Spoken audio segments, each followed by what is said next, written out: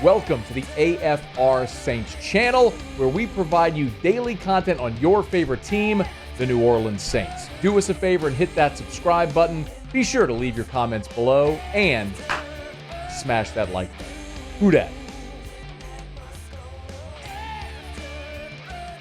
We know, as we've talked about the Saints so far this year, I mean, quite literally from the very first drill of training camp, where Kendre Miller pulled up lame with a hamstring injury, and then every day subsequent for that first week of training camp, another big name kept going down with injuries over and over. That's just been something that's persisted on both sides of the ball, but it has really bitten the offensive side of the ball hard. You all know, I mean, it's Derek Carr, it's Taysom Hill, it's Eric McCoy, it's Cesar Ruiz, it's been Lucas Patrick, Shane Lemieux, and now your receivers are the next group that's been hit hardest. Chris Olave suffered a concussion. We know that. He's still in the concussion protocol. He will not play on Thursday Night Football. That should come as no surprise. What we did learn is why Rashid Shaheed has been absent. Dennis Allen gave the update today. Yeah, I think he's going out to L.A., probably going to have surgery. Don't know what the time frame is going to be on that. They asked about IR, which, remember, IR with the designation of return would mean a minimum of 4 weeks. And so he'll probably go on IR no matter what? There's a chance, yeah, certainly. Look, I'm not an elite level receiver, obviously, but I had a meniscectomy as well. I had part of my meniscus removed. That ain't no 4-week thing, dog. I mean, God bless. I know, let me rephrase that. I know there are high-level athletes that will rehab the mess out of there and play with pain.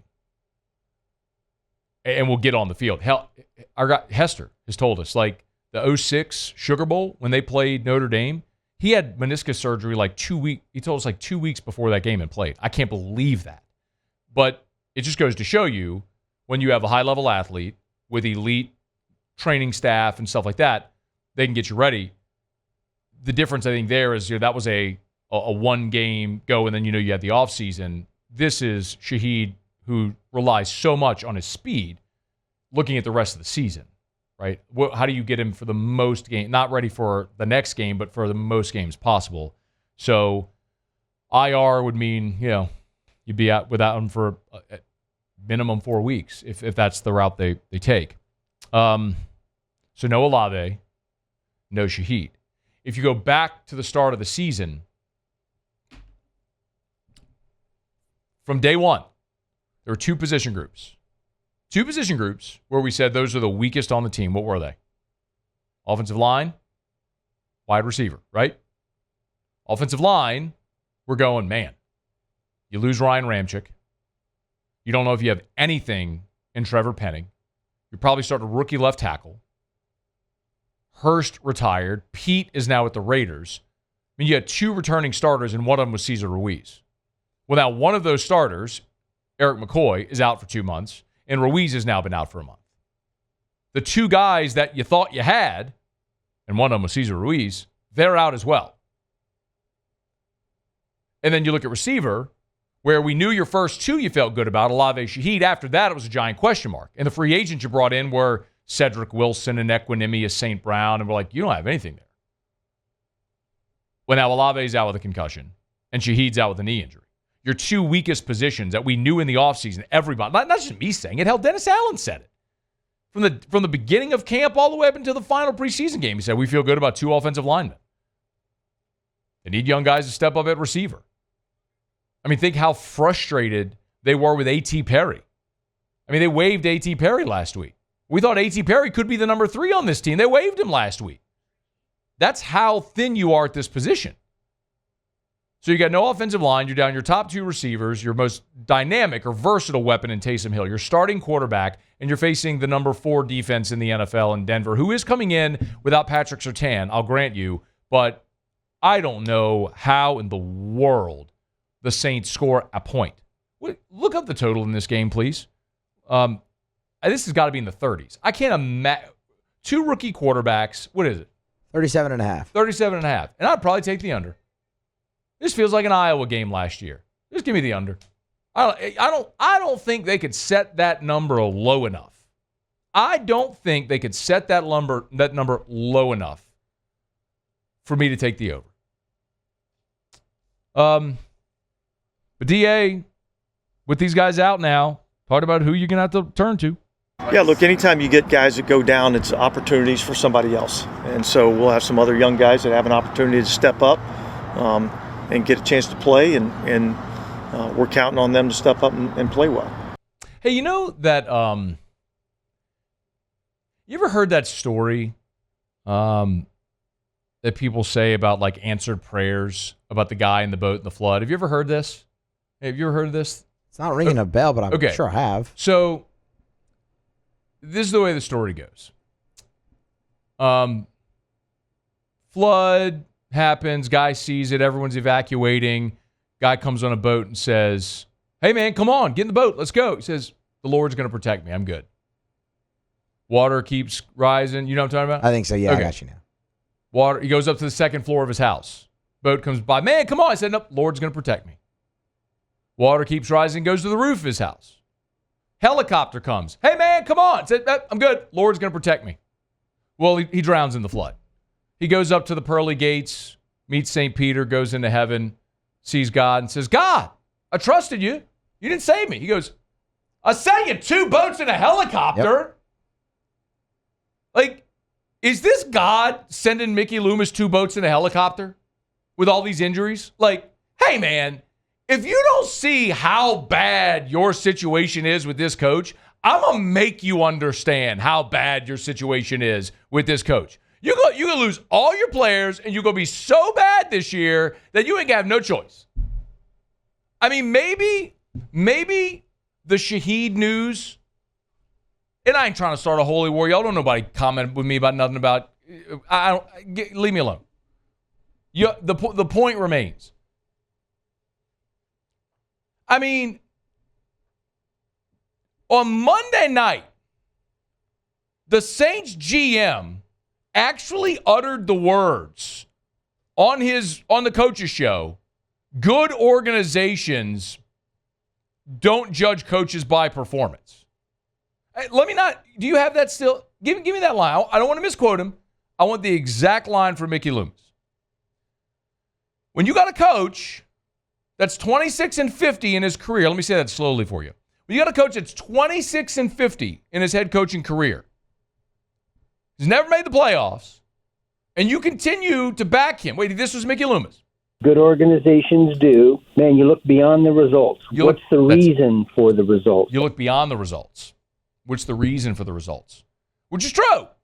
When Zach Taylor inherits a crappy team and he wins 2 games in year 1, you don't fire him because he won 2 games. You realize, man, he inherited an awful situation. We're going to let him build. And then 2 games goes to 4, and then he goes to the Super Bowl.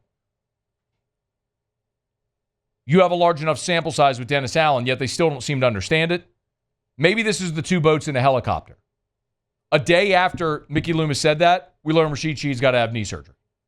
And I'm not saying I'm wishing that on anybody. I'm not saying God hurt Rashid Shaheed's knee. I'm not saying that, all right? I'm not saying God's a Saints fan, although he might be. I'm not saying God's a Saints fan, so he's injuring all these people so Dennis Allen gets fired. Please don't misunderstand me.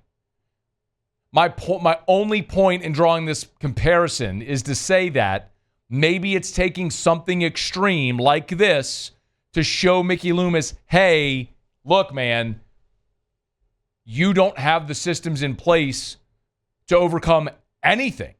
That's how bad your roster is, how bad your coaching staff is. Even last week on your home field, wasn't nobody missing from your defense, and you gave up 51 points. Like, it's going to get way, way, way bad to where nobody can ignore how way, way, way bad it is. It'd be really cool seeing Drew Brees at halftime. That'd be awesome, won't it? I'm looking forward to that. You know, at least have some fond memories there. A little bit of sprinkle of positivity during the game. You think they're going to boo Sean Payton? I do. I do think they are. If you boo Sean Payton, I'm going to come to your house. I'm going to punch you in the nose. I agree with that. So they'll honor Drew Brees. What? I was going to say you should cheer Sean Payton. You should boo the current regime. Yeah, absolutely. Like, that's what you should do. They'll honor Drew Brees. They're asking for a blackout as well when all the Saints fans go to wear black, so that way you blend in with the empty seats, because I have a feeling there's going to be a lot of empty seats in the Caesars Superdome. And they're also going to be wearing throwback unis. Have you seen them? I have not, but I'm intrigued. Are they the? Yep. Yeah, no, I love it's the old gold pants with the great the old gold and white stripes on the sleeves. Spencer Rattler modeled them, but they take something in true Saints fashion, something so great like their Color Rush uniforms, and they wear the helmet that doesn't match. Yep. Like hey guys, like this isn't hard. It's not. You get an alternate helmet. Right? Every team can have one alternate helmet. Get rid of that awful black helmet, whatever that thing is, with the stupid fleur-de-lis stripe down the middle that you never match to anything, that just ruins the beautiful Color Rush uniforms. And instead, get an old gold helmet that matches the Color Rush and your throwbacks. And you're fixed. Instead of continuing to do the thing that everybody hates that looks awful, do the thing that everyone agrees would make the most sense. What is wrong with this organization? So much. Why do I love them so much? I don't know. Why do I love something so much that refuses to love me back? It's in your blood. I just can't quit you. Yep. I mean, that's a rough feeling. The easiest things, like, hey, match the helmet to the jersey. And you can't figure that out. How many years did they debut those things in London against Minnesota a few years ago? The Andy Dalton game? Oh, the black helmet. The black helmets. I think that's when they debuted them. I might be wrong. It might have been the year before that. But I think that's when they debuted them. I know they wore them in London. I just don't get it, man. I just don't get why they keep, like, and this is just a reminder. This whole thing is a reminder. What? I was going to say you were right on the helmet. But was that when they debuted it? Yep. In London, okay. Against the Vikings, 2022. You and I are uniform guys, Muse. Yep.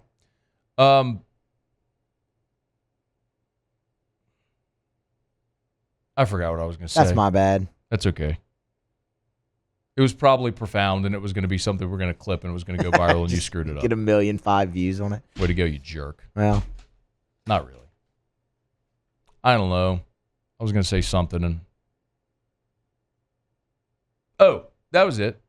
I don't know how I was going to say it. It was going to be way better than this. But, like, this is why. What's happening right now is why when Brees was getting near the end of his career and so many Saints fans wanted him to go, and I sat here, like physically right here, not in this chair because we had crappier chairs then that used to compress down and everything. But I sat right here in this space, and I told you and I implored you, remember what you were as an organization for the first 40 years of your existence. You were one of the worst professional franchises in the world, not just in the NFL, in professional sports in the world. And then Drew Brees came and Sean Payton came and you became a winner, and that was awesome. And near the end, a lot of you just assumed, well, this will happen forever. Except success is fleeting. Look at the New England Patriots right now. From the greatest dynasty ever to literally the worst or second worst team in the league. And you're experiencing it right now. Like, this is what the Saints have been historically. It's proving the Peyton Brees era was the outlier. It wasn't a change of fate for the organization for all time. And I don't know how they get back on track. But they continue to show you with the decisions they make, from everything like retaining Dennis Allen, who they choose to spend money on in free agency, to how they can't even get the friggin' helmet color right. They continue to show you their incompetence. And it's devastating. When you've seen them be great and you've seen them win, and now you think like they may never win again, it just sucks. It's gutting. I would rather Drew Brees play football for the Saints tomorrow than Spencer Rattler. Drew Brees probably weighs $185, and hasn't thrown a football with his busted shoulder in 4 years, I would still rather Drew Brees play football for the St. Marcus.